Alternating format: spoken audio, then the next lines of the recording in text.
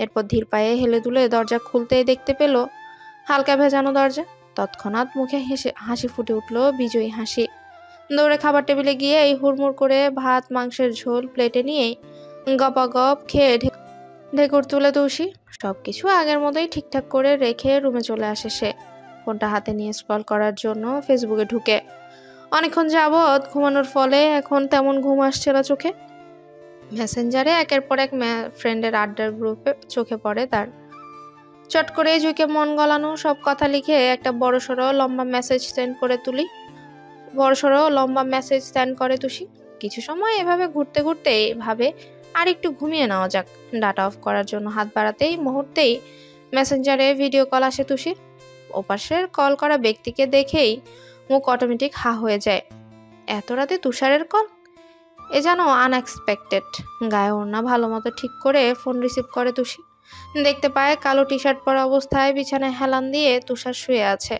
তার চোখ জোড়া এক দৃষ্টিতে তুষির চোখের দিকেই তাকিয়ে আছে।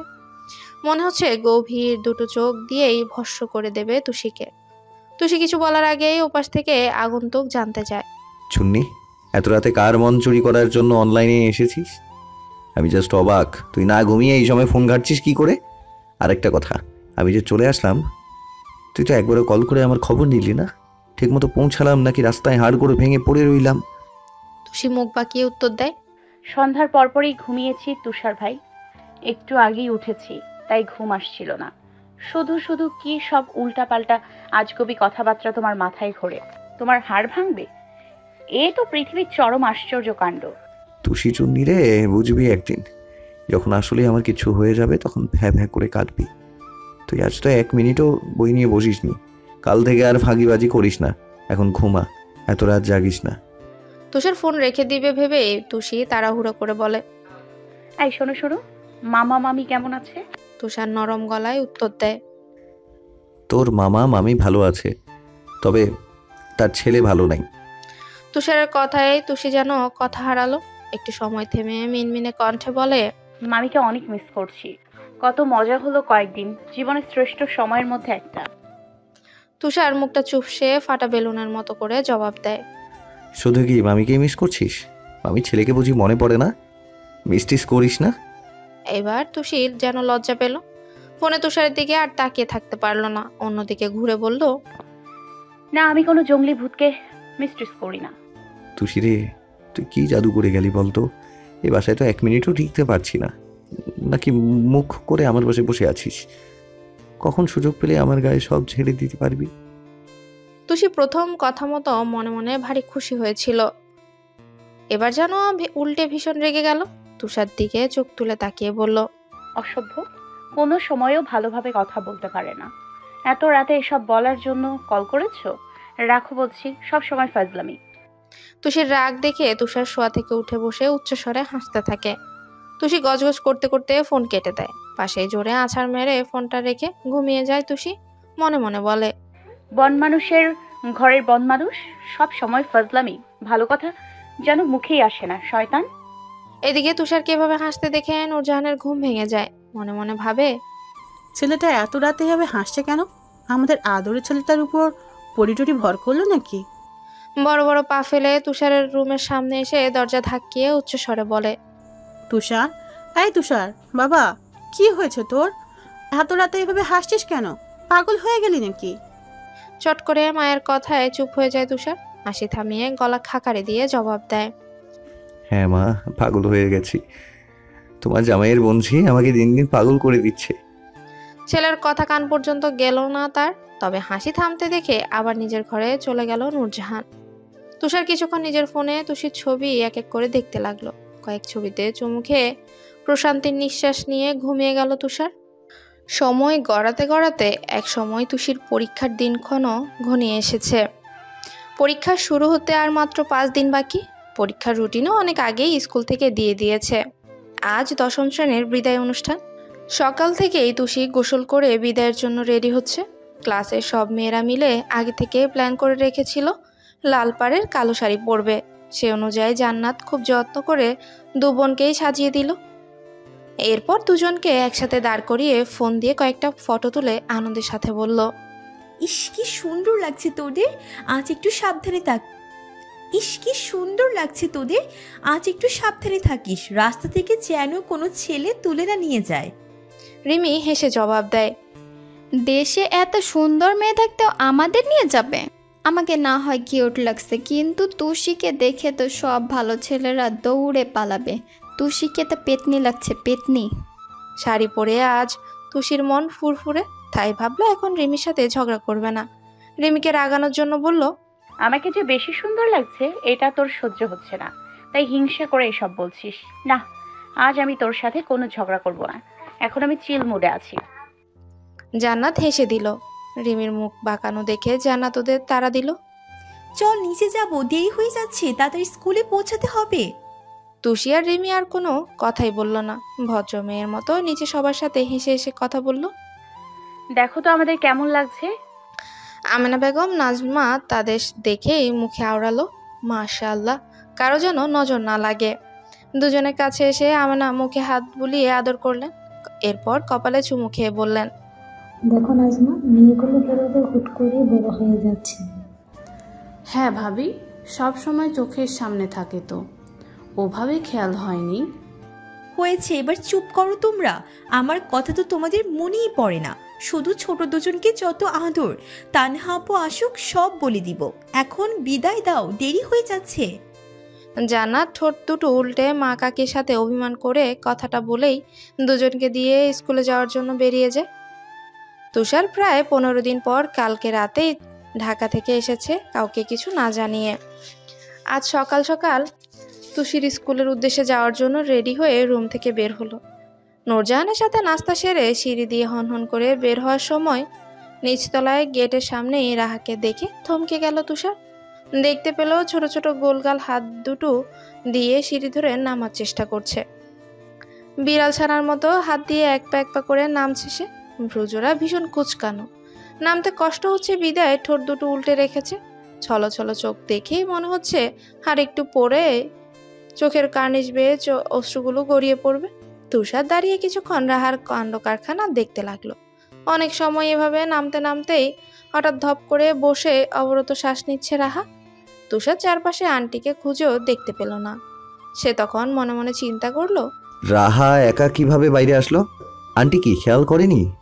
রাহামণি, তুমি এখানে একা একা কি করো?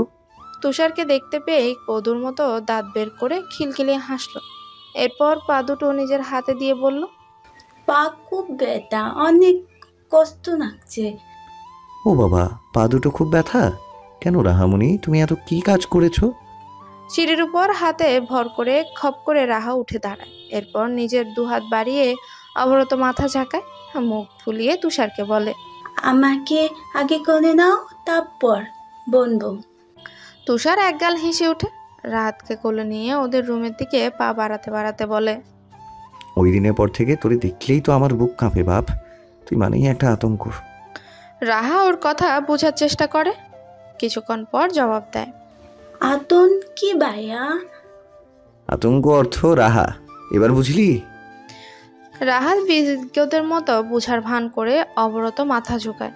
এরপর উত্তর দেয়, আতন অত্তুলাহা। তুষার ওর কথা শুনে হা হা করে হেসে ওঠে। এরপর ডান হাত দিয়ে ওর গাল চেপে টপটপ কয়েকটা আদর বসিয়ে দেয়। রাহা ওর দেখা দেখি ট্রিম করা খাঁচ কাটা তুষারের দুগালে একের পর এক চুমু দিয়ে চুমু দেয়। হঠাৎই চোখ দুটো লাল করে তুষারের বাহুকে ধপাস ধপাস কয়েকটা কিল বসিয়ে দেয়।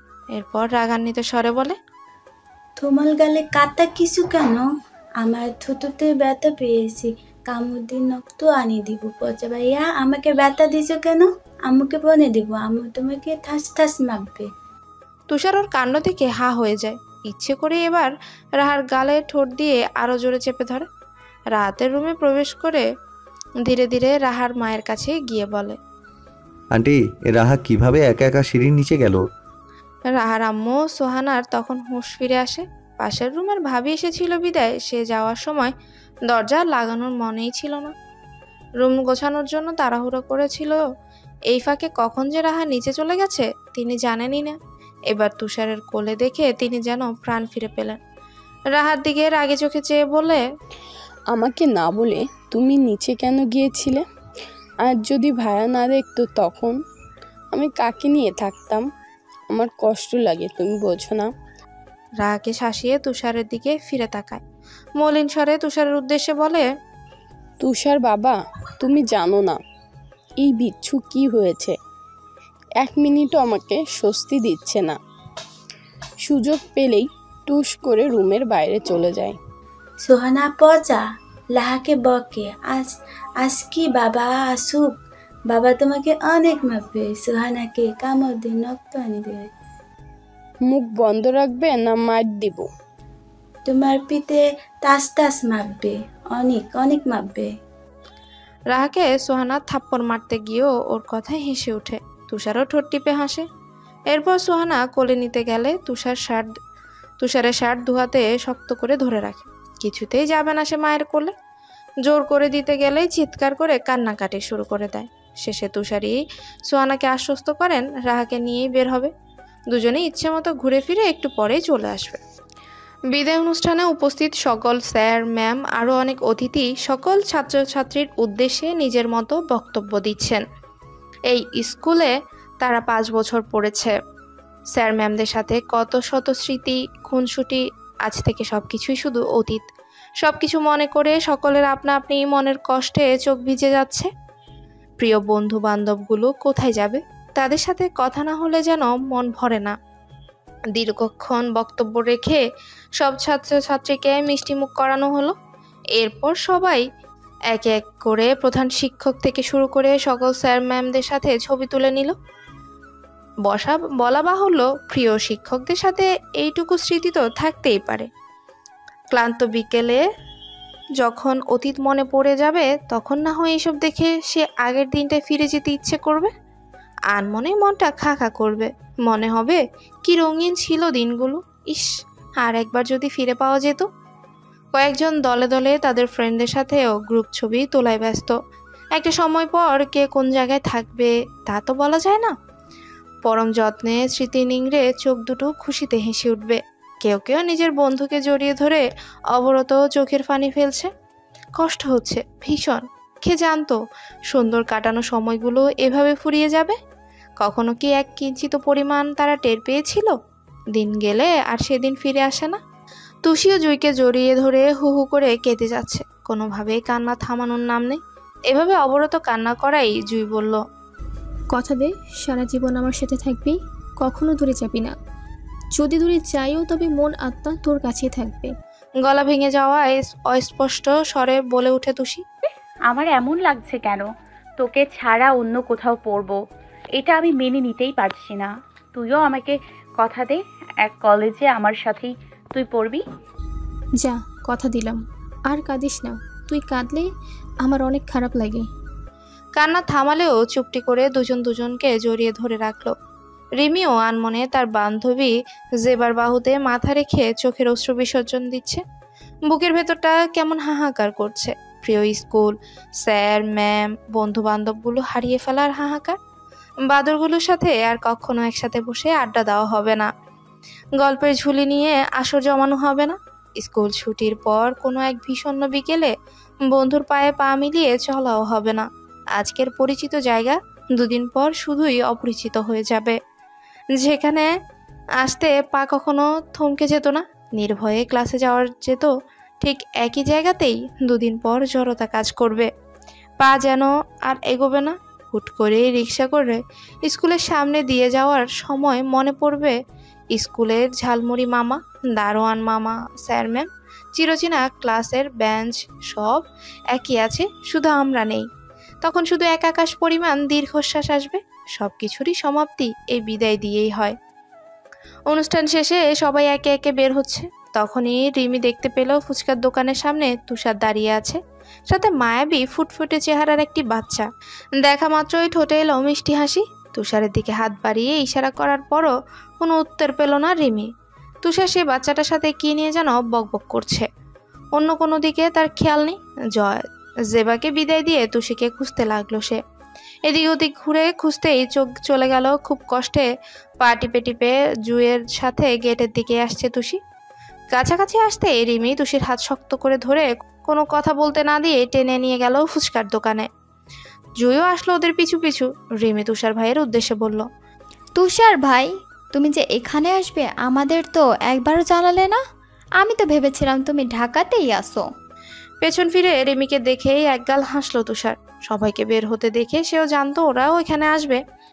এখানে আসতে তোদের পারমিশন নিতে হবে আমায়? কথা শেষ করে রিমির পাশে তাকাতে কালো মসলিন কাপড় পরা তুষির দিকে চোখ গেল। দেখতে পেল মুখটা ভারী থমথমে অবস্থা। মলিন মুখে অন্যদিকে তাকিয়ে আছে, চোখ জোড়ার কাজল লেপটে আছে। দেখে বোঝা গেল ন্যাকা শীত কাঁদনি কেঁদে নিয়ে একাকার। চট করে দৃষ্টি সরিয়ে জুইকে বলল, কেমন আছো বেয়াদব মহিলার পার্টনার? তুষারকে দেখে এতক্ষণ জুইয়ের মুখে যে হাসি ছিল সেটা পর মুহূর্তে চুপসে ফাটা বেলুনের মতো হয়ে গেল। অভিমান জড়ানো কণ্ঠে জুই বলল, এটা কি বলেন ভাইয়া? ছোট বোনকে কি কেউ এসব কথা বলে? বোনকে সব বলা যায়, কিন্তু ঘরের বউকে নয়। তুষার তুষকে একবার পরখ করে জুইয়ের কথার উত্তর দিল। ওরা সবাই হাসলেও তুষি ওর কথায় এক নজর ওর পানে তাকিয়ে বিরক্তি নিয়ে আবার নিচের দিকে তাকিয়ে রইল চুপচাপ। তার আর ভালো লাগছে না। শাড়ি পরে এখন গা গুলিয়ে যাচ্ছে। বাসায় গিয়ে কখন চেঞ্জ করতে পারবে সে চিন্তায় অবরত করছে তুষি। সবাইকে বসিয়ে তুষার ফুচকা খেতে দিল। রাহামণি এখানে আসার পর থেকেই চুপচাপ। এত মানুষের মাঝে সে কাউকে চিনতে পারেনি, তাই মুখ দিয়ে একটা টু শব্দ উচ্চারণ করেনি সে। মনের ভেতর ভয় কাজ করার ফলে তুষারের গলা জড়িয়ে চুপচাপ মাথা এলিয়ে দিয়েছে তুষারের কাঁধে। এখন তুষিকে দেখে অল্প একটু যেন কথা ফুটলো মুখে। চোখ ছোট ছোট করে বলল, কিউট আপু, তোমাকে লাহার মতো বিউটিফুল লাগছে। তুষি এবার তুষারের দিকে তাকাতেই দেখতে পেল কাঙ্ক্ষিত সেই মুখ। কেমন মায়াভরা চোখে মুখে তার দিকে এক দৃষ্টিতে তাকিয়ে আছে। রাহাকে দেখেই দৌড়ে এলো তুষারের কাছে। এরপর রাহার গালে দু চারটা টপাস টপাস করে চুমু খেয়ে নিল। বলল, কিউটি, তুমি আসছো? কেমন আছো তুমি? তুষির খোলা রাখা চুলে রাহা ডান হাত ঢুকিয়ে খপ করে কয়েকটা চুল টেনে নিজের মুঠোয় নিয়ে বলল, পচা তুমি, ঠাস ঠাস তোমার পিঠে মাপবে। আমার সাথে কথা বনুনি কেন? আমি নাক করছি তোমার সাথে আলি। তুষার রাহার কাজে চোখ গরম করে মনে মনে আওড়ায়, শালির ঘরে শালি, তুই আমার বউয়ের চুলে হাত দেস? ব্যথা পাবে বিধায় আমি নিজেই তো ধরার সাহস পাই না। দোয়া করি বিয়ের পর প্রতি রাতে তোর জামাইবাবু চুল টেনে ছিঁড়ে ফেলবে, আর তুই ভ্যা ভ্যা করে চার হাত পা ছড়িয়ে ছিটিয়ে কাঁদবি। তখন কেউ আর ফেরাতে যাবে না। আমিন। চুলে টান পড়ায় বেশ ব্যথা পেল তুষি। রাহার হাতের মুঠোয় থেকে চুল ছাড়াতে ছাড়াতে ব্যথা তোর গলায় বলল, কেন বাবা, তুমি রাগ করেছো কেন সোনা? মুখ ফুলিয়ে বড়দের মতো অভিমানের স্বরে রাহাব জবাব দেয়, ভাইয়া শুধু তোমাকে আদর করে আর আমাকে ছুটিতে নক্ত এনে দিছে। এই দেখো। ছোট্ট ছোট্ট হাত দুটো দিয়ে তুষিকে নিজের ঠোঁট উল্টে দেখায় রাহা।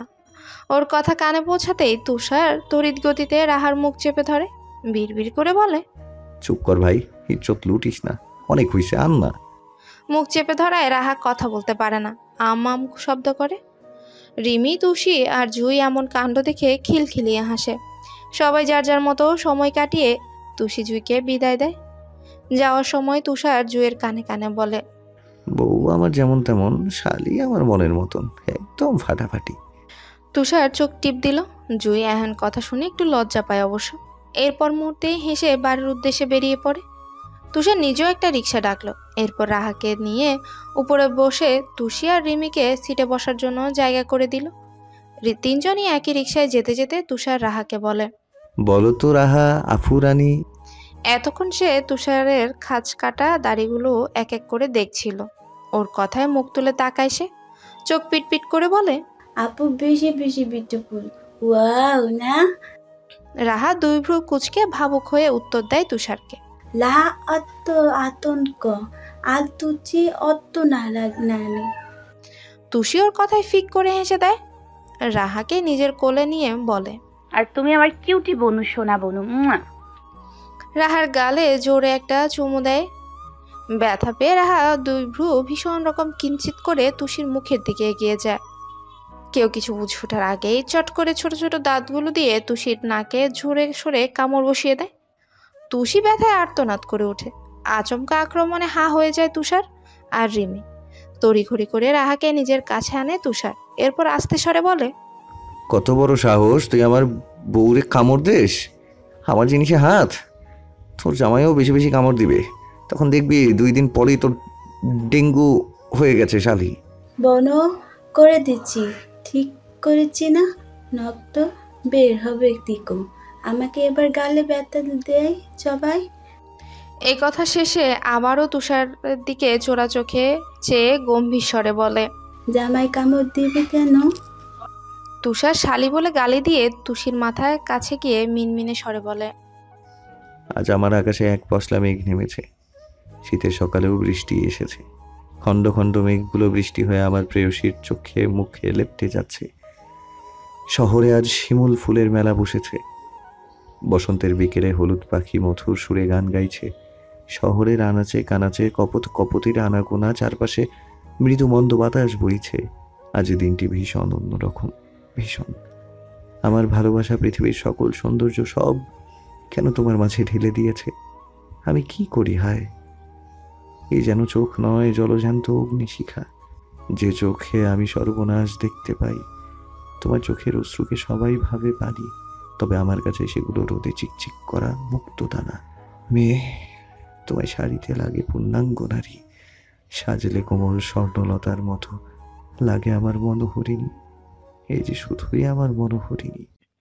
এসএসসি পরীক্ষার আগের দিন রাতেই তুষির সব 14 গোষ্ঠীকে ফোন করলেন আমেনা বেগম। ওনার পাশেই দাঁতে দাঁত চেপে তুষি চুপচাপ বসে আছে। সবার সাথে এক এক করে দোয়া চাইতে হচ্ছে তাকে। কেউ কেউ তো বলছে, তুষি কিভাবে এত বড় হয়ে গেল, আমি তো ভাবতেই পারছি না। এই কথার পিঠে মুখে কৃত্রিম হাসি ঝুলিয়ে উত্তর দিচ্ছে তুষি। সব বদ কথা এক এক করে গিলে খাচ্ছে সে। সারা বছরও কোনো আত্মীয় স্বজনের খোঁজখবর থাকে না, কিন্তু রেজাল্টের দিনেই একটু খারাপ ফলাফল করলেই যেন তাদের সকল উস্কানিমূলক কথাবার্তা শুনতে হয়।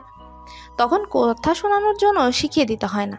এই জিনিসটাই তুষির ব্যাপক রাগ উঠে যায়, ইচ্ছে করে সব কয়টার মাথা ফাটিয়ে দিতে। সর্বশেষ কল আমেনা বেগম তার ছোটবেলার বান্ধবীকে দিলেন। ভালো মন্দ জিজ্ঞেস করে তুষির দিকে ফোনটা বাড়িয়ে দিলেন। আস্তে করে বললেন, নে ধর, কথা বল। আগে সালাম দিয়ে দোয়া চা, যা যা বলবে চুপচাপ উত্তর দিবি। তুষি ফুসফুস করতে করতে সালাম দিল, দোয়া চেয়ে বলল, আন্টি কালকে আমার পরীক্ষা, দোয়া কইরেন। ওপাশ থেকে অবাকের ন্যায় উত্তর দিল, কি বলো তুমি? এখনই তুমি এসএসসি দিব? হায় হায়, 2 দিন আগেই না দেখলাম নাক দিয়ে দুধ পড়ছে। কত কুলে নিয়ে থেকেছি তোমাকে, অনেক সময় তো হিসিও করে দিছো। আজকাল মেয়েরা হুট করে কিভাবে যেন বড় হয়ে যায়। তা তুমি কি আর্টস থেকে পরীক্ষা দিচ্ছ? ঠিকই আছে, সায়েন্স নিয়ে পড়তে পারতে না? খুব কঠিন। ভালোই করেছো তুমি। পরীক্ষা শেষে আমাদের এখান থেকে ঘুরে যেও কেমন? এহেন কথায় মনে মনে 101টা গালি দিল তুষি। সে নাকি আমাকে বড় করেছে। বজ্জাত বেটি, আমার মা কষ্ট করে বড় করলো, আর উনি নাকি চট্টগ্রাম থেকে এসে আমাকে কোলে নিয়ে ঘুরেছে। মিথ্যাবাদী। মুখে মৃদু হাসি ফুটিয়ে বলল, জি আন্টি, দোয়া করবেন। আর আমি সায়েন্স থেকে পরীক্ষা দিচ্ছি। ভালো থাকবেন আন্টি, আমার অনেক পড়া জমে আছে। তুষি, ফোন রেখো না, আমার কথাটা শোনো। তুষি আর এক মুহূর্তও সময় ব্যয় না করে টুস করে কল কেটে দিল। বড় করে একটা শ্বাস নিয়ে সোফায় গা এলিয়ে দিল। এরপর পাশ ফিরেই দেখতে পেল আমেনা বেগম রেগে মেগে একাকার। বড় বড় চোখ দুটো বেজায় লাল হয়ে আছে। তুষি বুঝতে পারলো তার প্রাণের বান্ধবীর কথা না শোনায় ব্যাপক রেগে গেছেন তিনি। রুমের দিকে পা বাড়াতে বাড়াতে জোরপূর্বক হেসে বলে, পড়তে যাব আম্মু, টাটা। আমেনা বেগম হাতের পাশে কিছু একটা খুঁজলেন। টিভি রিমোট পেতে তুষির দিকে ছুঁড়ে মেরে উচ্চস্বরে বলে ওঠে, বেয়াদবের হাড্ডি, শয়তান, বড়দের সাথে কিভাবে কথা বলতে হয় এটাও বুঝিস না? তুষি এক ভৌ দৌড় দিয়ে চুপটি করে জোর গলায় পড়তে লাগলো। আজ সকাল সকাল রিমি টেবিলে এক বসাতেই ভীষণ রকম পড়ছে। একটুও বসার সময়টুকু পাচ্ছে না সে। আজ প্রথম পরীক্ষা বিদায়, মনে অন্যরকম ভয় বিরাজ করছে। সারা শরীর কেমন যেন ঝিমঝিম মেরে যাচ্ছে। কাল সারা রাত চিন্তায় তুষি আর রিমি দুজনের এক চিলতেও ঘুমোতে পারেনি। তুষি ঝিমিয়ে ঝিমিয়ে শেষবারের মতো রিভিশন দিয়ে টেবিল থেকে উঠে দাঁড়ালো। টাওয়াল নিয়ে বাথরুমে গেল। ফ্রেশ হয়ে নতুন আয়রন করা স্কুল ড্রেস পরে আয়নার সামনে গিয়ে বসলো। দুপাশে দুবেননি করার সময় জান্নাত ওর রুমে এসে বলে, কিরে, পরীক্ষার প্রস্তুতি কেমন? ঠিকঠাক লিখতে পারবি তো? জান্নাতের কথায় আয়নার ভেতর থেকে ওর দিকে তাকিয়ে জবাব দেয় তুষি। আপুরে, চিন্তায় মাথা সব তার ছিঁড়ে যাচ্ছে। আপু বল না, পরীক্ষা ভালো হবে তো? চিন্তা করিস না, চুপচাপ লিখে যাবি, অন্য কারো দিকে চোখ দিবি না, তাই হবে। চোখ কান খোলা রেখে বেঞ্চ চেক করে নিবি। তবুও মনটা কেমন অশান্তি লাগছে আপু। তুষির কাছে এসে ওর গাল দুটো আলতো টিপে দিয়ে জান্নাত বলে, কিচ্ছু হবে না পাগলি, দেখবি পরীক্ষা একদম ফাটাফাটি হবে। তুষিকে নিজের মতো করে সবটা বুঝিয়ে শিখিয়ে দিল জান্নাত। তবুও মনের ভেতর ভয় এক বিন্দু পরিমাণও কমার নাম নেই। কেমন এক বিচ্ছিরি রকমের অনুভূতি হচ্ছে, যা পড়েছিল সব যেন মুহূর্তে গুলিয়ে ফেলছে। ভয়, চিন্তা, নার্ভাসনেস সব কিছুই নিয়েই সকালে অল্প করে একটু নাস্তা করে নিল রিমি ও তুষি। খাবার যেন আর কোনোভাবে গলা দিয়ে নামছে না। আমেনা বেগম দুজনের অবস্থা বুঝতে পেরে আদুরে স্বরে শুধালো, পরীক্ষা নিয়ে এত চিন্তা করলে হবে? মনকে শক্ত রাখতে হবে। তোমরা যেভাবে পড়েছ ওভাবেই সব লিখে আসবে। আল্লাহর ওপর ভরসা রাখো, ইনশাআল্লাহ দুজনের পরীক্ষাই ভালো হবে। আতিকুর রহমান বইয়ের কথায় ওদের দিকে তাকালেন। রুটি ছিঁড়ে এক টুকরো মুখে পুরে খাওয়ার মাঝে বললেন, আমি জানি আমার দুই মা এতটাও নরম নয়, তাদের উপর আমার অনেক বিশ্বাস আছে। তোমরা তোমাদের পরিশ্রমের সুষ্ঠু ফল ঠিকই পাবে। কষ্ট করলে সেই কষ্ট কখনো বৃথা যায় না, মনে রেখো। এরপর দুজনের দিকে তাকিয়ে তাদের উদ্দেশ্যে বলল, তোমাদের কি খুব টেনশন হচ্ছে? তুষি মুচকি হেসে বলে, না বাবা, দোয়া করো যাতে পরীক্ষা ভালোভাবে দিতে পারি। সকালের খাওয়া শেষে সকলের কাছে দোয়া নিয়ে আলতাফের সাথে কেন্দ্রের উদ্দেশ্যে রওনা দিল তারা।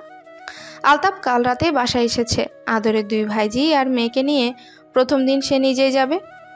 রাস্তায় নানা ধরনের ভরসার কথা বলে দুজনকে হাসালেন। এভাবে তারা ঠাট্টা তামাশা করতে করতেই তাদের গন্তব্যে পৌঁছে গেল। তুষার পরীক্ষা শেষ হওয়ার জন্যই অনেকটা সময় ধরে অপেক্ষা করছে। পরীক্ষা শেষে সবার মুখে হাসি নিয়ে এক এক করে বের হয়ে আসলো সবাই। তুষিকে গেটের ভেতরে ক্লাসের এক ছেলে ডেকে ভালো মন্দ জিজ্ঞেস করলো। এরপর তুষি, জুই, রিমি আর জেবা গেট থেকে বের হয়েই কার কেমন পরীক্ষা হয়েছে, কি কি কমন পড়েছিল এসব নিয়ে আলোচনা করতে করতে আসছে। তুষি সহ সবাই বেশ ভালোই পরীক্ষা দিয়েছে। তুষার ওদের দিকে এগিয়ে এসে বলে, কিরে সবাই কেমন পরীক্ষা দিলি?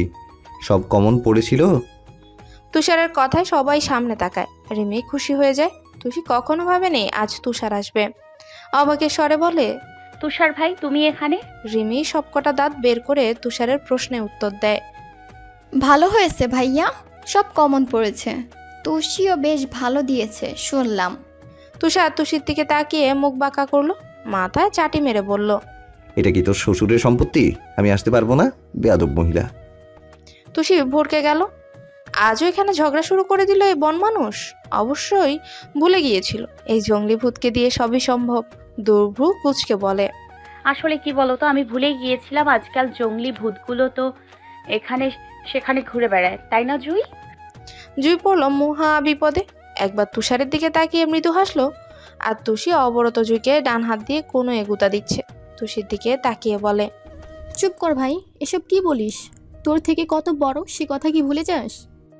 তুষি উত্তরে কিছু বলার আগেই তুষার জবাব দেয়, বাদ দাও তো আমার আদরের শালিকা, বেয়াদব মহিলার আজাইরা কথা আমি কানে নিই না। ঠিক বলেছো ভাইয়া, চলো আজ আমাদের বাসায় যাবে, আমাদেরকে ইংলিশ খুব ভালোভাবে বুঝিয়ে দিবে, প্লিজ ভাইয়া। রিমি কথাটা বলেই তুষারের হাত ধরে টানতে লাগলো।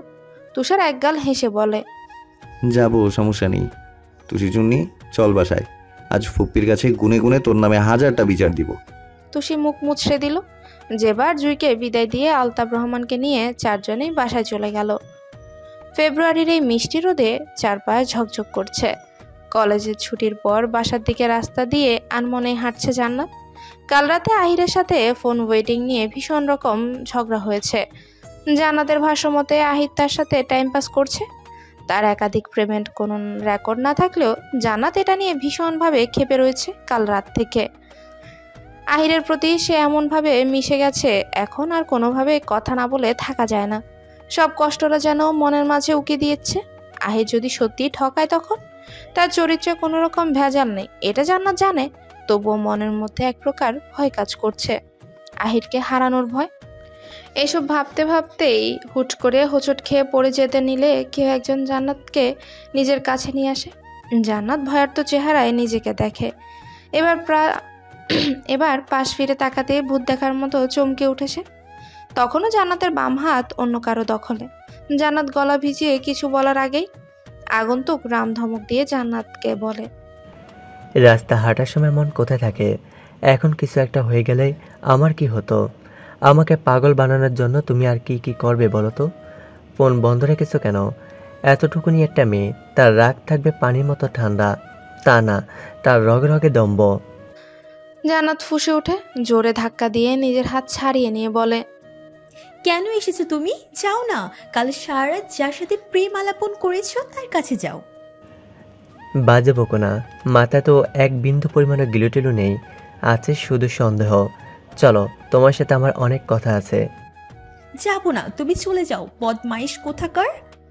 আহির চট করে একটা রিক্সা ডেকে নেয়। এরপর জান্নাতকে বলে, চুপচাপ ওঠো, বেশি বক বক করবে একটা আসামের ভর্তা বানিয়ে ছাড়বো। বলছি না চলে যাও তুমি। আজকের পর থেকে আমার সাথে যোগাযোগ করার চেষ্টা করবে না।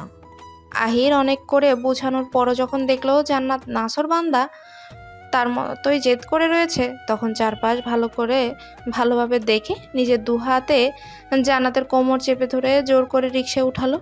ইতিমধ্যে জান্নাত ছাড়ার জন্য ধস্তাধস্তি শুরু করে দিয়েছে।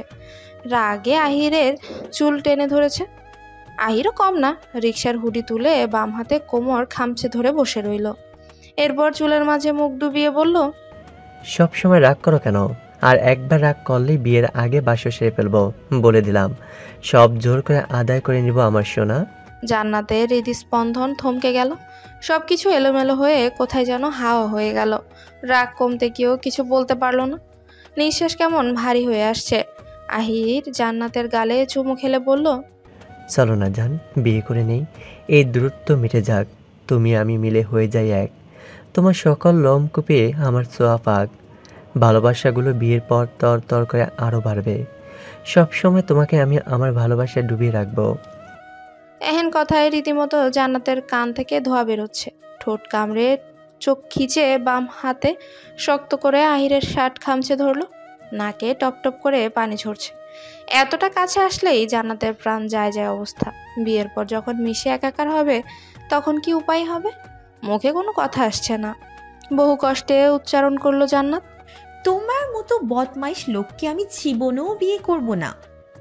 মুখে ফুটলো আহিরের দুষ্ট হাসি। ঠোঁট টিপে হেসে বলল, তোমাকে সামলাতে এই আয়ের কি লাগবে, বাকি সব দুধ ভাত। জান্নাত মাথা নিচু করে আছে, তাকানোর সাহস পর্যন্ত পাচ্ছে না। এই অবস্থা দেখে জোরে জোরে হাসতে লাগলো আহির।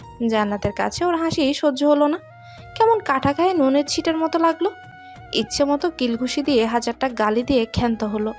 আহির হাসতে হাসতেই বলল, এত হাত চলে কেন?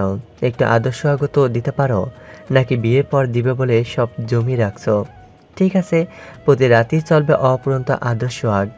তোমাকে একটু ঘুমাতে দেব না, আমার জ্বালায় অতিষ্ঠ হয়ে যাবে সোনা। তুষারকে বাসায় আসতে দেখে আমেনা বেগমের খুশি দেখে কে? খুশিতে মন ভরে আদর করলো। তুষি এসব দেখে অভ্যস্ত হয়ে গেছে। ফুস করে নিঃশ্বাস নিয়ে রুমের দিকে রওনা দিল। যেখানে তাকে জিজ্ঞেস করবে কেমন পরীক্ষা দিলি, তা না কেমন ভাইপোকেই পেয়ে সব ভুলে গেছে দেখো। দরজা হালকা ভিজিয়ে ঘড়ি চুলের বেনুনি খুলল। এরপর ড্রেস চেঞ্জ করার জন্য বাথরুমের দিকে পা বাড়াতেই তুষার হুড়মুড় করে রুমে প্রবেশ করে দরজা লাগিয়ে দিল।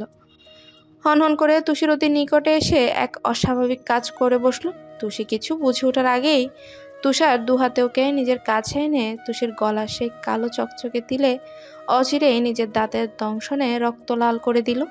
হালকা ব্যথায় কুকিয়ে উঠে তুষি। নিজেকে ছাড়ানোর বৃথা চেষ্টা করেও কোনো লাভ হলো না। তুষার অনেকটা সময় দাঁত চেপে কামড়ে দিয়ে সরিয়ে দেয় তুষিকে। বাম হাত গলায় দিয়ে তুষি দেখতে পেল হালকা রক্ত বেরিয়ে এসেছে। হাত দিয়ে ঠোঁট মুছে জোরে শ্বাস নিয়ে বলল তুষার, এভাবে সেজে গুজে পরীক্ষা দিতে গেলি কেন? শাস্তিটা কেন দিলাম তা নিজে নিজেই খুঁজে নিস। গেটের ভেতর ছেলেদের সাথে কথা বলতে খুব ভালো লাগে, তাই না?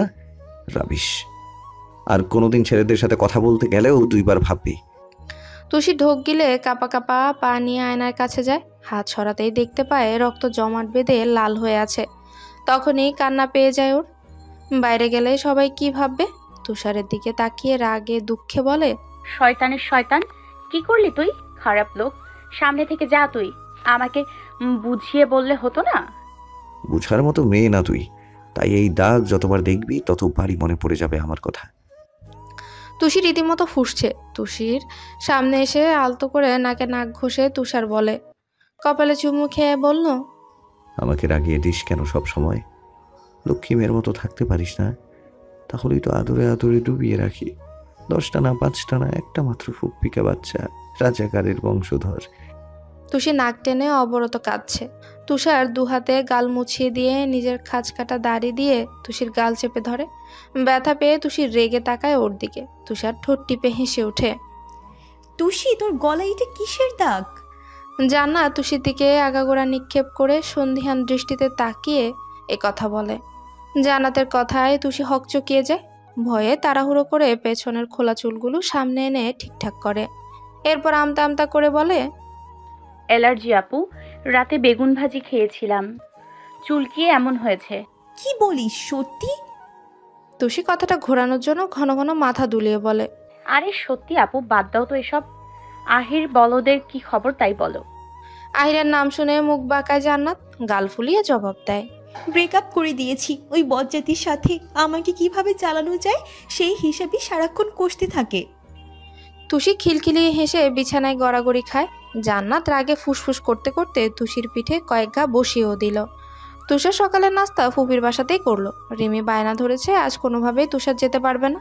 রিমির এক কথা, পরীক্ষার হলে দুজনকে তুষার নিয়ে যাবে। তুষি আপাতত চুপ করে নাস্তা করছে। দিন দিন আরও বেশি খ্যাপাটে হয়ে যাচ্ছে তুষারের প্রতি। এখন আর নিজেকে কোনোভাবেই বুঝাতে পারে না। ইচ্ছে করে তুষারের বাচ্চাকে ছিঁড়ে ফেলতে। এই বন মানুষের জন্যই প্রতিবার সবার কাছে তুষিকে অপদস্থ হতে হয়। লজ্জায় মাথা কাটা যায় তুষির। বাসা থেকে বের হয়ে সিএনজিতে উঠল 3 জন। তুষার হলে দিয়েই আজ বাসায় চলে যাবে। রিমির কথায় সকলের সামনে না করতে পারেনি সে। এভাবে এক সময় স্কুলের সামনে গিয়ে পৌঁছালো তারা। তুষার দুজনের উদ্দেশ্যে হাসি হাসি মুখে বলল, প্রতিটি পরীক্ষা ভালো হলে শেষ পরীক্ষার দিন দুজনের জন্যই স্পেশাল একটা গিফট আছে। তুষি ভ্রু কুচকে ভাবুক হয়ে বলল, তোমার মতো কিপ্টে আবার দেবে স্পেশাল গিফট? হাস্যকর। রিমি হেসে দিল। তুষার মাথায় চাটি দিয়ে জবাব দেয়, তোর পরনে 70% জিনিসপত্রই এই তুষারের দেওয়া, এটা ভুলে যাস না। কচু দিয়েছ, কচু। তুষি ভেংচি কেটে রিমির সাথে গেটের ভেতর চলে গেল। তুষার মৃদু হেসে আলতাব রহমানকে ফোন করে আসতে বলে নিজে বাসার উদ্দেশ্যে রওনা দিল। এভাবেই কেটে যায় কয়েকটা দিন। পয়লা ফাল্গুনের প্রথম দিনে জান্নাত উচ্চস্বরে তুষিকে ডাকতে থাকে। চোখে ঘুম ঘুম ভাব নিয়ে দরজা খুলে দেয় তুষি। জান্নাতের হাতে থাকা একটা প্যাকেট তুষির পানে বাড়িয়ে দিয়ে বলে, এই নে তুষি, তোর নামেই পার্সেলটা এসেছে। কি অর্ডার দিয়েছিলি আমাকে বললি না তো? তুষি হতবাক হয়ে যায়। তার জানা মতে আজ থেকে 1 মাস অবধি সে কোনো পার্সেলই অর্ডার করেনি। ঠোঁট ফুলিয়ে অনেক মনে করার চেষ্টা করে। এরপর জান্নাতের উদ্দেশ্যে বিস্মিত হয়ে বলে, আপু, আমি তো কোনো পার্সেলই অর্ডার করিনি। কে দিয়েছে এটা? তুই দিসনি, কিন্তু তোর নামই তো এসেছে। যাই হোক, খুলে দেখ। আমি বরং চাই, আমার দেরি হয়ে যাচ্ছে। তুমি আজ কোথায় যাবে আপু? জান্নাত চোখ টিপ মেরে উত্তর দেয়, ভুলে গিয়েছিস আজ কি ভালোবাসা দিবস। আহিরের সাথে ম্যাচিং করে কাপল ড্রেস নিয়েছি। রমনায় ঘুরতে যাব দুজনে মিলে। যাক বাবা, এত দূর যাবে? চাচু যদি জানতে পারে তোমার পিঠের ছাল একটাও আস্ত রাখবে না। জানলে তো। জান্নাত বড় বড় পা ফেলে রেডি হতে যায় নিজের রুমে। তুষি প্যাকেট হাতে বিছানায় বসে আনপ্যাক করে পার্সেলটা। বক্সটা খুলতে দেখতে পায় একটা টকটকে লাল শাড়ি, সাথে 2 জোড়া কাচের রেশমি চুড়ি, একটা গাজরা আর কিছু ম্যাচিং জুয়েলারিও আছে। শাড়িটা মেলে দেখতেই একটা সুন্দর হলুদ রঙের চিরকুট দেখতে পেল। হাত বাড়িয়ে ভাঁজ খুলতেই তুষারের গুটি গুটি হাতের যত্নে করা লেখাগুলো চোখে পড়ে তুষি জন্যি শাড়িতে সেই কবে দেখেছিলাম মনে পড়ছে না। তোর এই ছন্দ ছাড়া বদমেজাজি বিরক্তিকর আপন মানুষের প্রথম ফাগুনে তার প্রেয়সীর গালে লাল টকটকে শাড়ি পরিহিতা রমণীদের মতো বউয়ের রূপে দেখতে ইচ্ছে করছে ভীষণ। আজ সবার কাছে ভালোবাসা দিবস, তবে আমার কাছে পহেলা ফাগুন। শুভ পহেলা ফাগুন সুইট হার্ট। আমার মতো এই অধমের অবাধ্য ইচ্ছে কি পূরণ হবে? হবে হবে, জানি হবে। তাই তো বিয়ের আগেই বউ রূপে দেখার লোভ সামলাতে পারলাম না। যাই হোক, অপেক্ষায় থাকবো জান। সামনাসামনি না হোক, ছবিতে মন ভরে দেখবো আজ, যার বিচরণ সবসময় এই বদমিজাজির বুকে। তুষারের চিঠিতে তুষির বুক কাঁপে, নতুন নতুন অনুভূতিতে মন হারিয়ে যায়, দম বন্ধকর অবস্থা হয়। চিঠিটা বাম হাতে নিয়ে শাড়িটা বুকে চেপে ধরে, বিছানায় গড়িয়ে পড়ে বসে, চোখ বন্ধ করে আনমনে অজানা খুশিতে হেসে ওঠে। এই কেমন পাগলামি তুষার ভাই, দিন দিন এমন হচ্ছ কেন? আমার এই ছোট্ট মন যে এত বড় বড় আশ্চর্য জিনিস নিতে পারছে না। মনে হচ্ছে এই বুঝি মরে টরে গেলাম। আর পারছি না তুষার ভাই, আর পারছি না। জান্নাত লাল পাড়ের হলুদ শাড়ি পরে নিজের মতো সেজে গুজে নিল। আয়নায় নিজেকে দেখে নিজেই যেন হাজারবার ক্রাশ খাচ্ছে। ঠোঁট এলিয়ে বিড়বিড়িয়ে বলল, হাই জান্নাত, আজ তোকে তো একদম ফাটাফাটি লাগছে। শত শত আহির আজ আমাকে দেখে তবদা খেয়ে যাবে। এরপর বিছানা থেকে পার্স হাতে নিতেই ফোনে মেসেজ টোন বেজে ওঠে। ফোন অন করতে দেখতে পায় আহিরের মেসেজ। কখন আসবা তুমি? আমি সেই আধা ঘন্টা ধরে তোমার বাসার নিচে ওয়েট করছি। 5 মিনিটের মধ্যে নিচে আসো, ব্যাস। আসছি। মেসেজ সেন্ড করে আপন মনে নরম স্বরে গান গাইতে গাইতে রুম থেকে বের হয় সে। ড্রয়িং রুমে আসতেই নাজমা বেগম পেছন থেকে ডেকে বলে, এত সেজে গুজে কোথায় যাচ্ছিস তুই? ব্যাপার কি বলতো? জান্নাত পরে মহা বিপদে, ভয়ে হাত পা ঠান্ডা হয়ে যায়। কখনো মায়ের সাথে সে মিথ্যে বলেনি, তবুও খপ করে বলে ফেলে, সব ফ্রেন্ডরা মিলে আজ প্ল্যান করেছি, ঘুরতে যাব মা, আর ফটোগ্রাফি করব। নাজমা বেগম চোরা দৃষ্টিতে জান্নাতের পানে তাকিয়ে বলে, সত্যিই ঘুরতে যাচ্ছিস? কয়জনে যাচ্ছিস? আসবি কয়টায়? একটু পরেই চলে আসবো মা। বুঝুই তো ফটোগ্রাফি করতে কত টাইম লাগবে, বলা তো যায় না। নাজমা বেগম ধমকাতে যাবে তখনই আমেনা বেগম সহ তুষি আর রিমিও আসে। তুষি দেখেই বুঝে ফেলে এখনই বের হবে জান্নাত। আমেনা বেগম প্রশ্ন ছুড়ল জান্নাতকে, শাড়ি পরে কোথায় যাচ্ছিস? আজ তানহা আসবে আর তুই বের হচ্ছিস? কাকিয়ার কথায় জান্নাত যেন সাহস পেল, মুখে হাসি নিয়েই বলল, একটু পরেই চলে আসবো কাকিমা, এখন যাচ্ছি, সবাই ওয়েট করছে। এই বলে আর 1 মিনিটও দেরি না করে হনহন করে বাসা থেকে বের হলো জান্নাত। গেটের সামনে আসতেই দেখতে পেল কিছুটা দূরে গাছের ছায়ার মাঝে আহির রিক্সা নিয়ে বসে আছে আর ফোনে টাইম দেখছে। জান্নাত একগাল হেসে তার দিকে এগিয়ে আহিরের হাত চেপে ধরে। দেরি হওয়ায় আহির একবার জান্নাতের দিকে তাকিয়েই অন্যদিকে ঘুরে দাঁড়ালো। সে জানে জান্নাত এখন অনেক কিছু বলে রাগ ভাঙাবে। জান্নাত টেনে রিক্সায় উঠিয়ে মাথাটা আহিরের কাঁধে রাখলো, এরপর বলল, হ্যাপি ভ্যালেন্টাইন ডে মাই জান। হয়েছে, আর বলতে হবে না। আজকের এই সুন্দর দিনও তুমি দেরি করলে। কত কিছু ভেবে এসেছিলাম, সব মাটি করে দিলে। আর রোমান্টিক একটা। রিক্সা চলছে আপন গতিতে। জান্নাত মাথা তুলে আহিরের পরনে পাঞ্জাবির উপর থেকেই কাতুকুতু দেওয়া শুরু করে। আর যত কিছুই করুক আহির একটা কথাও বলবে না। জান্নাত নাসর বান্দা, এই চুল টেনে ধরেছে, আবারও চিমটিও কাটছে। শেষে আহির সহ্য করতে না পেরে জান্নাতের পিঠ দিয়ে ডান হাত গলিয়ে ওর উন্মুক্ত পেটে হাত চেপে ধরলো। কোনো ছেলের থেকে প্রথমবারের মতো এহেন স্পর্শে জান্নাতের ভেতর তোলপাড় শুরু হয়ে যায়। হৃদস্পন্দন দ্রুত থেকে দ্রুততর হয়। তড়িৎ গতিতে জান্নাত ওর পানে অসহায় চোখে চেয়ে এক শুকনো ঢোক গিলে বলে, কি করছো? হাত সরাও আহির, আমার কেমন যেন লাগছে। জান্নাতকে জব্দ করতে পেরে মনে মনে হাসে সে।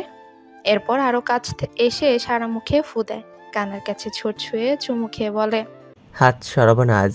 আমাকে জ্বালাতে এসে এখন নিজেই জ্বলো। এরকম আগুনের মতো সেজে এসেছো কেন? কেমন গভীরভাবে শুয়ে দিতে ইচ্ছে করছে। ভুলে যদি আজ কিছু করে বসি, আমাকে দোষ দিতে পারবে না। জান্নাত থবনে যায়, চুপচাপ বাম হাত দিয়ে অবরত আহিরের হাত সরাতে গিয়েও ব্যর্থ হয়ে বসে রইল। আহির এবার জান্নাতের ঠোঁটে স্লাইড করতে করতে বলে, কি আছে এই ঠোঁটে?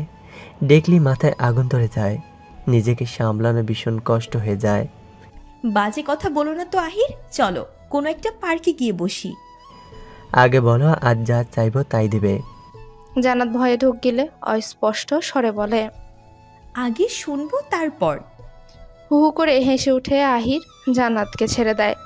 আলতো করে হাত ধরে বলে, আমাকে তুমি এমন ছেলে মনে করলে কিছুই চাইবো না, শুধু তোমার ওই ঠোঁটের চুমু খেতে চাই। জান্নাত দুষ্টুমি বুঝতে পেরে ইচ্ছে মতো কয়েকটা কিলঘুষি বসিয়ে দিল আহিরের বাহুতে। চিবিয়ে চিবিয়ে জবাব দেয়, বিয়ের আগে এসব কিছুই হবে না, যাও এখান থেকে। আহিরা চারপাশ এক পলক চেয়ে চুপ করে জান্নাতের গালে চুমুখে কানের কাছে ফিসফিসিয়ে বলে, এই যে হয়ে গেল, এভাবে ধীরে ধীরে সব হবে সোনা, শেষে বাচ্চা হয়ে যাবে। আহিরের ঠোঁট কাটা কথায় জান্নাতের কান দিয়ে রীতিমতো ধোয়া বের হচ্ছে। মুখ দিয়ে আর কোনো কথা বের হলো না ওর। লজ্জা রাঙা হয়ে আহিরের বুকেই মুখ লুকালো সে। রিকশায় দুজন এতটাই কথায় মত্ত ছিল যে পাশ দিয়ে আতিকুর রহমান বাইক নিয়ে যাচ্ছে এটা খেয়ালই করেনি। অনেকটা সময় আতিকুর রহমান তাদের দেখে অফিসে যাওয়ার জন্য তাড়াতাড়ি বাইকে স্টার্ট দেয়। আজ বাসায় গিয়ে এর একটা বিহিত করতেই হবে। তুষি দুপুরে গোসল করে পরিপাটি হয়ে তুষারের দেওয়া সেই মসলিন শাড়িটা যত্ন নিয়ে পরে নেয়। ঠোঁটে শুধু হালকা লিপস্টিক ব্যবহার করেই দুহাত ভর্তি চুড়ি পরে। এরপর রিমিকে ডাকার জন্য বেরিয়ে যায়। রুমে এসে আয়নায় নিজেকে দেখে রিমির উদ্দেশ্যে বলে, রিমি দেখ তো কেমন লাগছে আমায়। রিমি শুয়ে শুয়ে বই পড়ছিল। তুষিকে দেখে উঠে বসে, নাকের ডগা থেকে চশমাটা ঠিক করতে করতে বলে, সুন্দর, কোথাও যাবি নাকি? আরে না, কার সাথে যাব, এমনি মন চাইলো তাই পড়েছি। আয় তো কয়েকটা সুন্দর ছবি তুলে দে। ছাদে গিয়ে রিমি একটার পর একটা ছবি তুলে দিল। এরপর তুষির রুমে এসে তুষারের ইনবক্সে একের পর এক সবগুলো ছবি সেন্ড করে। শেষে ভাবলো ভিডিও কল করা যাক। তুষার তখন বন্ধুদের সাথে আড্ডা দিচ্ছিল। ফোন কল আশায় একটু দূরে সরে যায়। রিসিভ করতেই দেখতে পায় কাঙ্ক্ষিত সেই প্রেয়সীর লজ্জা রাঙা মুখ। তুষার মুচকি হেসে বলে, কিরে, এভাবে সেজে গুজে কোথায় যাচ্ছিস? এখনই জামাই বাড়ি যাওয়ার প্ল্যান করা হচ্ছে? তুষির সব লজ্জা যেন অচিরেই পরিবর্তন হয়ে গেল। ঠোঁট উল্টে জবাব দেয়, এমন ভাব করছো যেন কিছুই জানো না। তোমাকে দেখানোর জন্যই তো ভিডিও কল দিলাম। শাড়িটা সুন্দর, থ্যাংক ইউ জঙ্গলি ভূত। মানতেই হবে, মন মানুষের পছন্দ আছে। তুষার অবাক হওয়ার ভঙ্গিতে বলে, এসব কি বলিস তুষু? কে না কে তোকে শাড়ি দিয়েছে, এটা তুই আমার ঘাড়ে চাপিয়ে দিচ্ছিস? এটা কিন্তু খুব খারাপ তুষু। তুষারের ছন্ন ছাড়া কথায় মেখি রাগ উঠে যায়। তুষি রাগে চিবিয়ে চিবিয়ে বলে, নাটকের বংশধর, শয়তানের শয়তান। তোমার হাতের লেখা দেখে আমি বুঝতে পেরেছি এটা বন মানুষ ছাড়া আর কেউ না। যাক, মাথায় একটু হলেও বুদ্ধি আছে তাহলে। তোমার থেকে হাজারটা বেশি। তুষার এক দৃষ্টিতে তুষিকে পরখ করে দুষ্টুমির স্বরে বলল, বুকের উপরের তিলটা দেখানোর জন্য ভিডিও কল দিয়েছিস বুঝি? যা দুষ্ট, আমার তো লজ্জা লাগছে। চোখ শুধু ওদিকেই চলে যাচ্ছে। এভাবে তাকালেও তো আবার বলবি তুষারের চোখ খারাপ। আসলে তুই নিজেই তো আমাকে সিরিয়াস করছিস। এমন কথায় তুষি হকচকিয়ে যায়। মাথা নামিয়ে নিজেকে দেখে রেগে বোম হয়ে যায় সে। রাগে ফুঁসতে ফুঁসতে টপ করে কল কেটে দেয়। মনে মনে হাজারটা গালি দিয়েই শাড়ি চেঞ্জ করতে ওয়াশরুমের দিকে পা বাড়ায়। যার জন্য এত কিছু করলো সেই সবসময় বাজে কথা বলে, জঙ্গলি ভূত কোথাকার। চেঞ্জ করে আসতে দেখতে পায় তুষারের নম্বর থেকে একটা ছোট্ট মেসেজ। মহারানী এত সুন্দর কেন বলতে পারবো? এই যে চোখ ধাঁধানো সুন্দর, বেশিক্ষণ আমি চেয়ে থাকতে পারি না তোমার ওই রূপের দিকে। আমি জ্ঞান হারাই, কথা হারাই, সব যেন তালগোল পাকিয়ে ফেলি। রাগ করে না সুইট হার্ট, আমি খুব শীঘ্রই আসছি তোমার ওই লাল টমেটোর মতো গালে লক্ষ্যবার চুমু খেতে। এই যা বাবা, আমার কথায় লজ্জা পেলে? তুষির রাগ নিমেষে উধাও হয়ে যায়। লজ্জা এবার আসলেই গাল দুটো লাল হয়ে ওঠে। প্রাণ ভরে শ্বাস নিয়ে তুষারকে নিয়ে নিজের কল্পনা জগতে পাড়ি জমায় সে। নিজের মতো করেই তুষারকে নিয়ে ভাবতে থাকে। রিমি শুয়ে শুয়ে পড়ার সময় মেসেঞ্জারে এক ফেক আইডি থেকে মেসেজ আসে। ফোন তুলতেই দেখতে পায়, পহেলা ফাগুনের শুভেচ্ছা। আপনি খুব মায়াবী। যখন নাগের ডগা থেকে আলতো হাতে চশমা ঠিক করেন, আমি তখন দিখারাই। মনে হয় সামনে বসিয়ে হাজারক্ষণে শুধু আপনার মুখের পানে তাকিয়ে থাকি। আমাকে ভুলে খুঁজতে আসবেন না। কখনো আমি নিজ থেকে ধরা না দিলে ধরতে পারবেন না। আপনার কোনো এক শুভাকাঙ্ক্ষী। এমন অস্বাভাবিক মেসেজ দেখে রিমি দুই ভ্রু ভীষণ রকম কুঁচকে যায়। চিন্তা করতে থাকলো এটা কে হতে পারে। কোনোভাবেই তেমন কাউকে মনে পড়ল না তার। শেষে জেবাকে মেসেজ করেও আশানুরূপ কোনো উত্তর পেল না রিমি। এই দীর্ঘশ্বাস ফেলে বই হাতে নিয়ে পড়তে বসলো। আজ যে কি হলো তার, একটা অক্ষরও মনে রাখতে সক্ষম হলো না সে। সব যেন পাথর মাথার উপর দিয়ে যাচ্ছে। সারাক্ষণ মাথায় ঘুরতে থাকলো এই মেসেজ কে দিতে পারে। তুষারের সব বন্ধুরা ঢাকার এখানে সেখানে ঘুরে সন্ধ্যায় হলে যাওয়ার জন্য রিকশায় উঠল। রাজফার সাথে জাইসা যাওয়ার জন্য পা বাড়াতেই তার আগে মিরাজ তড়িঘড়ি করে জাইসাকে রেখে রিকশায় উঠে পড়ল। রাশফা চোখ বড় বড় করে তাকিয়ে বলে, তুই রিক্সায় কি করিস? নাম বলছি। এই জাইসা, আয় তাড়াতাড়ি। পঙ্কজ মিরাজের পিঠে ধরম করে একটা ঘুষি মেরে বলে, বজ্জাতের হাড্ডি, নাম তুই। আজ আমরা দুইজন রাফসার সাথে ডেটে যাব, কি বলিস তুষার? জাইসা দাঁত কটমট করে বলে, যত সব, তোদের এই ঢং দেখলে মরে যেতে ইচ্ছা করে। রাফসা আমি গেলাম, তুই কি করবি করিস। জাইসা গিয়ে অন্য রিক্সায় বসে পড়লো। তুষার দুষ্ট হেসে বলে, বাসর ঘরে 1 মিনিটও শান্তি দিব না সারা। দেখবি রুমে চিপা চাপাতে আমি আর পঙ্কজ লুকিয়ে আছি। আমাদের জ্বালায় তো আজ প্রেম ঠিক মতো করতে পারলি না। থাক, গেলাম আমরা। যা শয়তানের দল। পঙ্কজ আর তুষার কাঁধে কাঁধ মিলিয়ে রাফসার সাথে সেই রিক্সায় চেপে বসলো। মিরাজ রাফসার দিকে তাকিয়ে দেখে তার চোখে আগুনের ফুলকি ঝরছে। এক ধাক্কা দিয়ে মিরাজকে দূরে সরিয়ে দেয় রাফসা। ঝাঁঝালো স্বরে বলে, দূরে থাক বদমাইশ, একটু সায় দিয়ে বলেছি বলে কি মাথা কিনে নিয়েছিস? মিরাজ ওর কথায় তেমন পাত্তা দিল না। সাহস বাড়িয়ে আজ প্রথমবারের মতো আলতো করে নিজের হাতের ভাঁজে রাফসার হাত রেখে বলে, সবসময় কাটকাট করে কথা বলিস কেন? মিষ্টি মিষ্টি কথা বল আজ। তুই হওয়ার সময় কি আন্টি মুখে মিষ্টি দিয়েছিল না? রাফসা হাত সরাতে চাইলেও কোনো কাজ হয় না। মিরাজ আরো শক্ত করে চেপে ধরে। দাঁতে দাঁত চেপে রাফসা বলে, ফাজলামি পেয়েছিস? হাত ছাড় বলছি। উফ, আজ শুধু ভালোবাসাই হবে। তুমি আর আমি মিলে চলে যাব বহুদূর, যেখানে তুমি ছাড়া আর কেউ থাকবে না। আমি হব তোমার বাগানের মালি, আর তুমি হবে আমার ঘর আলি। রাফসা চুপ হয়ে শুনে। দিন দিন এই বলদ যেন অচিরেই চালাক হয়ে যাচ্ছে। হুট করে কেমন কবি হয়ে যায়। আনমনে আজ রাফসা মিরাজের কাঁধে মাথা রাখে।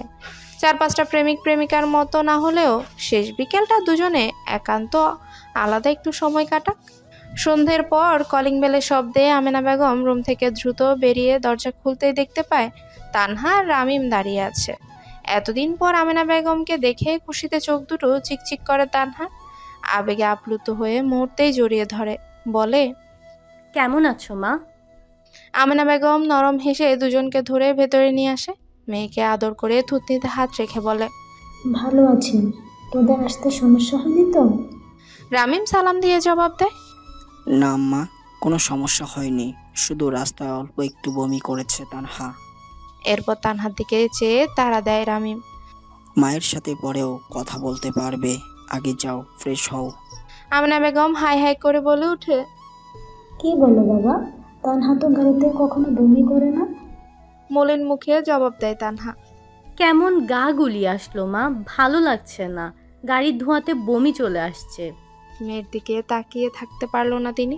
ততক্ষণে বাড়ির সবাই সেখানে উপস্থিত হয়েছে। রামিম সবার সাথে ভাব বিনিময় করে নেয়। তানহার শরীর খানিকটা দুর্বল থাকায় দুজনকে তানহার রুমে নিয়ে যায় আমেনা বেগম। তৎক্ষণাৎ রিমি, তুষি আর জান্নাতও তাদের পিছু পিছু সেখানে উপস্থিত হয়। তুষি খুশিতে বাকবাকম হয়ে তাদের উদ্দেশ্যে বলে, ভাইয়া কেমন আছো? আপু এতদিন পর আসলি কেন? জানিস কত মিস করেছি। তানহা বোরখা খুলে গায়ে ওড়না পড়তে পড়তে উত্তর দেয়, আমার সাথে চাপাবাজি কম কর, কেমন মিস করেছিস তা বেশ বুঝতে পারছি। একবার ফোন দিয়ে খোঁজও তো নিস না, আবার বড় বড় কথা। রিমিও তানহার সাথে তাল মিলিয়ে বলে, ঠিক বলেছ আপু, পড়তেও বসে না, ফোনে ঠিকমতো কথাও বলে না। জানি না আপু, কাকিয়া যে কত বকুনে দেয়, তবু ওর ঘাড়ের রক সোজা হয় না। আই চুপ কর তুই, আমি পড়তে বসি না, এমন মিথ্যা কথা কিভাবে বলতে পারলি? তুষি রিমির দিকে তেরে বলে। রামিম হেসে বাথরুমে ফ্রেশ হতে চলে যায়। তানহার মাথা ধরেছে ভীষণ, তাই আর কথা বাড়ালো না। 3 বোনের সাথে হালকা কথা বলেই শুয়ে একটা লম্বা ঘুম দেওয়ার প্রস্তুতি নিল। আমেনা বেগম রুমে নাস্তা নিয়ে এসে দেখে রামিমের সাথে তুষি আর রিমি আড্ডা দিচ্ছে। তানহার দিকে তাকাতেই দেখতে পায় চোখের নিচটায় কালচে রং ধারণ করেছে। মায়ের বুকের ভেতরটা এমন জীর্ণ ও রোগাক্রান্ত মুখের দিকে অপলক নয়নে চেয়ে হু হু করে উঠে। এতটা পথ জার্নি করে আসায় দুজনকেই একা রেখে তুষি আর রিমিকে নিয়ে চলে যায়। সবাই চলে গেছে। রামিম দরজার ছিটকিনি লাগিয়ে আস্তে ধীরে বিছানায় উঠে বসে। এরপর পেছন থেকে তানহাকে জড়িয়ে ধরে ফিসফিসিয়ে বলে, তোমার মুখ এমন শুকনো লাগছে কেন? খুব বেশি খারাপ লাগছে? তানহা একটু নড়ে চড়ে উঠে রামিমের দিকে ঘুরে জবাব দেয়, আমার ভালো লাগছে না, মাথা ভীষণ ব্যথা করছে, কেমন বমি বমি ভাব।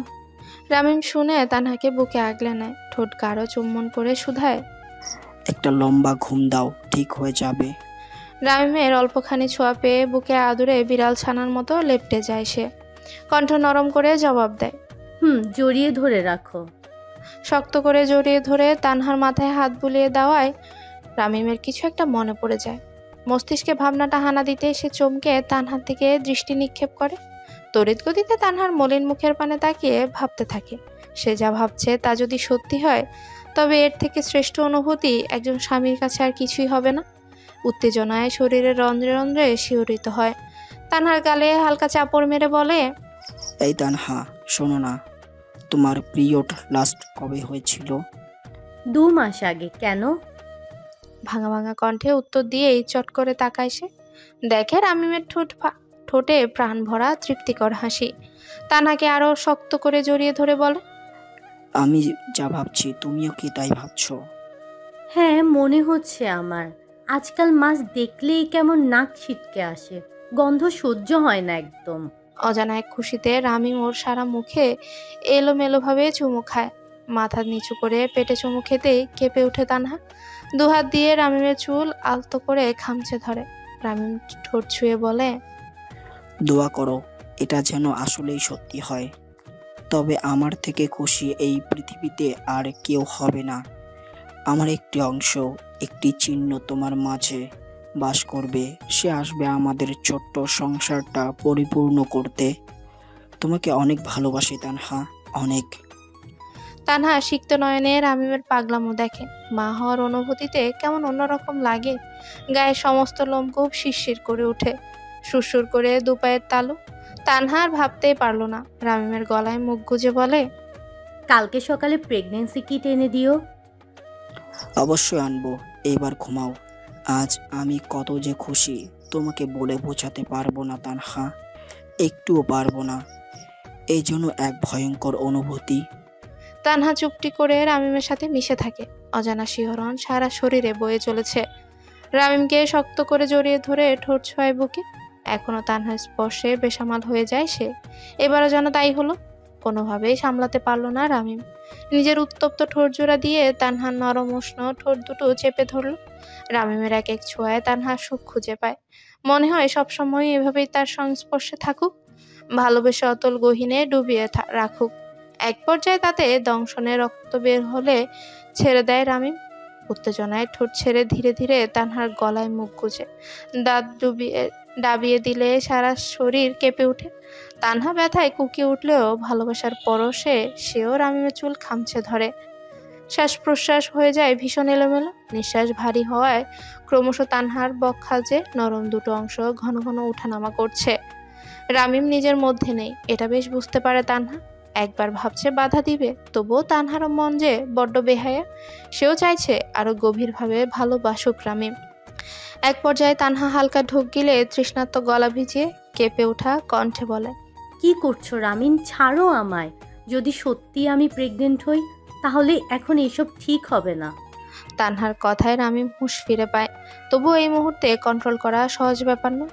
সারা শরীরে যেন কারেন্টের শক লেগেছে। তানহার বুক থেকে মাথা তুলে বালিশে মাথা রাখে। বড় বড় কয়েকটা শ্বাস নিয়ে কয়েক মিনিট পর নিজেকে স্বাভাবিক করে বলে, পাশে এমন বউ থাকলে কেউ কন্ট্রোল করতে পারবে জানেমান। তানহা যেন একটু লজ্জা পেল। অন্য পাশ হয়ে ঘুরে চোখ বন্ধ করে রাখলো। রামিম বাম হাত দিয়ে তানহাকে পেছন থেকে মোলায়েম হাতে জড়িয়ে দুজনেই অতঃপর গভীর ঘুমে মত্ত হয়। রাত 8টার পর আতিকুর রহমান বাসায় ফিরে। সারা মুখ জুড়ে কোনো হাসির ছিটফোঁটাও নেই। আজ শুধু গম্ভীরতা, থমথমে ভাব। রুমে এসে হাতের ঘড়ি শব্দ করে রাখলেন। পরনের শার্টটা গরমে ঘেমে নিয়ে একাকার। এমন অস্বাভাবিক আচরণে আমানা বেগম কয়েক সেকেন্ড আতিকুর রহমানকে পরখ করলেন। মুখ উল্টে প্রশ্ন ছুড়ল, অফিসে কিছু নিয়ে কি ঝামেলা হয়েছে? আপনার মুখ এমন মলিন কেন? আতিকুর রহমান কোনো জবাব দিলেন না। চুপচাপ পরনের কাপড় সব চেঞ্জ করে লুঙ্গি আর ফতো গায়ে দিয়ে তিরিক্ষ মেজাজে বলল, খিদে পেয়েছে। খাবার টাবার কি কিছু হয়েছে নাকি ঘুমিয়ে পড়ব? হ্যাঁ চলুন, আপনার জন্যই তো আমরা সবাই অপেক্ষা করছিলাম। তানহার শরীর তেমন ভালো না, আসুন ফ্রেশ হয়ে। তড়িঘড়ি করে আমেনা বেগম জবাব দিলেন। খাবার টেবিলে যাওয়ার জন্য রুমের বাইরে পা বাড়াতেই আতিকুর রহমানের গম্ভীর স্বর ভেসে আসলো, খাবার টেবিলে সবাইকে ডাকো, ছোট বড় সকলকে। সবাই মানে সবাই, বুঝতে পেরেছো? কিঞ্চিত মুহূর্তে সময় নিয়ে ভেবে আমিনা বেগম শুধু উত্তর দেয়, ঠিক আছে, যাচ্ছি আমি, ডাকছি সবাইকে। আমিনা বেগমের তারাই সবাই ঝটফট ডাইনিং টেবিলে বসে পড়ল। বাড়ির সকলের মধ্যে কেউই বুঝতে পারছে না আজ এভাবে আতিকুর রহমান কেনই বা উপস্থিত থাকতে বললেন সবাইকে। প্রায় 5 মিনিট পরেই তিনি নিজের জন্য বরাদ্দকৃত চেয়ারে টেনে বসলেন। চোরা দৃষ্টিতে জান্নাতের মুখ পরক করে রামিমের উদ্দেশ্যে বললেন, হ্যালো বন্ধুরা, পরবর্তী পার্ট খুব তাড়াতাড়ি আসবে, তো সবাই অপেক্ষায় থাকো। আর চ্যানেলটি যারা এখনো সাবস্ক্রাইব করোনি তারা পরবর্তী পার্ট দেখার জন্য চ্যানেলটি সাবস্ক্রাইব করে রেখো। ধন্যবাদ সবাইকে, আমাদের সাথেই থেকো।